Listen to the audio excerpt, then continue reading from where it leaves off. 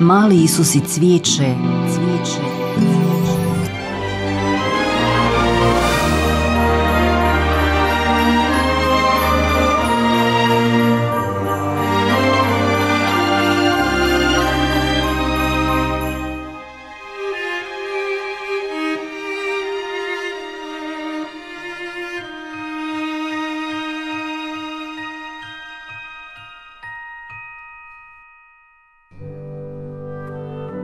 Za ovaj film koristili smo citate iz knjige Moj život u Nazaretu, poruke Svete Djevice.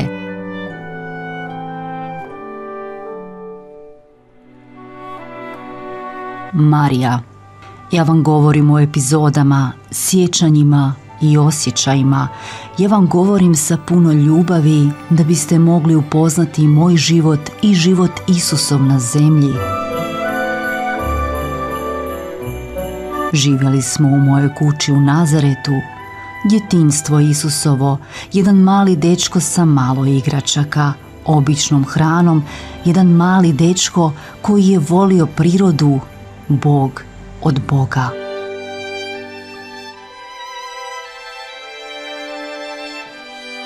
Isus je imao 2 godine. Ja sam promatrala njegovu kovrčastu glavicu i čudila se ponovno da sam bila njegova majka. Biti majka bez spoznaje muža, to je već nevjerojatni misterij za svijet, ali Bog je htio biti rođen od mene, žene. Naša povijest je ispričana kao neki roman, kao da je to bila neka bajka. Jedan vol, jedan magarac i zvijezda repatica. Koliko sjećanja na rano djetinjstvo Isusovo, koje su samo moja sjećanja, male stvari, blage riječi, smiješak, male dogodovštine kojih ima u životu svakog djeteta i svaka majka. Ako mi sutra na blagdan dadeš jedan medenjak, bit ću još veseliji. Ja sam se nasmiješila kod riječi veseliji i pošla sam odmah praviti medenjake. Isus se molio nebeskom Ocu, nekad i glasno, i ja sam slušala. Oče naš koji si u nebu, daj ljudima kruha za tijelo i kruha za duh.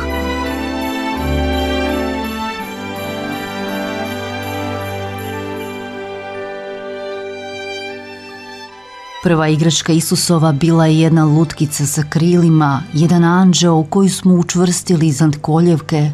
Ona se ljuljala tamo, amo, izgledalo je kao da leti. Ja sam ga sačuvala i kada Isus bio veći, reče on meni jednog dana: Imi, ovaj anđeo ima preveliki nos. I bilo je tako. Josip je bio dobar stolar, ali ne kipar. Imi, kaži ti tati Josipu da on skrati malo nos anđelu. Bilo je proljeće, zemlja je mirisala i zrak je bio blag. Isus je rekao: Imi, sviđa mi se ovaj blagi vjetar koji pokreće veoma lagano lišće. Isus je od određenih trava pravio košarice, punio ih cvijećem i donosio meni. Imi, ti ćeš imati mnogo djece i oni će donositi mnogo cvijeća. Imi, mamice, cvijeće su darovi našega Oca, ono je kapljica ljepote koja silazi iz raja. Isus je brao cvijeće na livadi, tratinčice, divlji mak i šumske ljubičice i pravio male buketiće od toga i govorio mi: Imi, to su moje misli na tebe, obojene i mirisne misli, Imi, ti ćeš imati uvijek mnogo, mnogo cvijeća.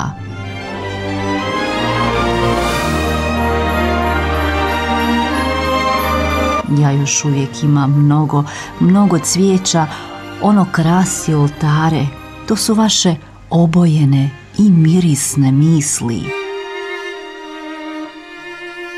U proljeće su cvjetale moje ruže i Isus je zbog toga bio sretan. Imi, Cvjetovi su kapi koje padaju iz raja.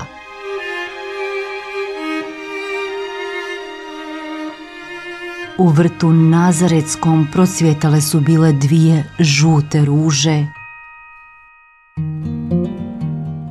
Imi, dođi i vidi ruže, smijem li ih ubrati i tebi donijeti, ili ih hoćeš ti ubrati? Ruže ili molitve? Vaše molitve su moje ruže.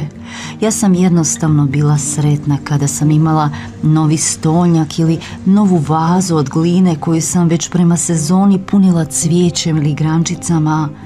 Biljke i cvijeće raduju oči i čine stvari živima.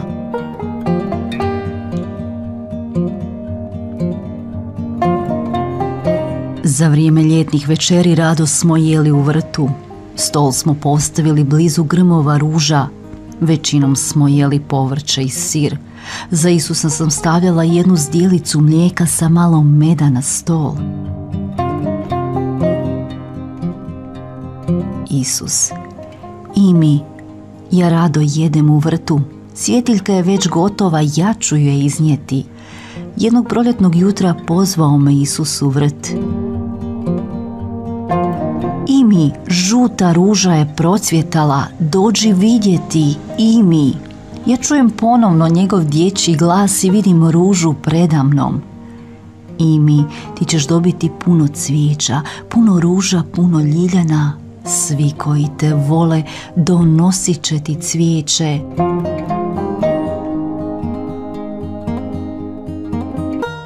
Ja sam se veoma čudila ovim riječima, ali ja nisam dalje pitala Isusa.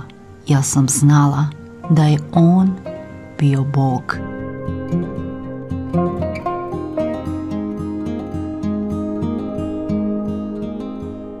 Cvijeće veoma volim, molitve, misli, krunice, vaši osjećaji za mene. I mi, ti ćeš dobiti toliko puno cvijeća. Tada sam uzgajala cvijeće u našem malom vrtu. Jedno proljeće među mnogima na zemlji ruže su bile procvjetale. I mi, jednom će postojati jedna molitva koja se sastoji od ruža. Ruže su mirisale, male radosti na zemlji. I mi, kako su one lijepe. Vaše ruže cvjetat će u mom vrtu. Krunica.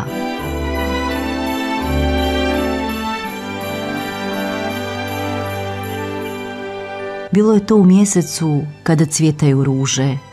I mi, ti ćeš dobiti čitave krunice ruža. Vrt u Nazaretu bio je mali.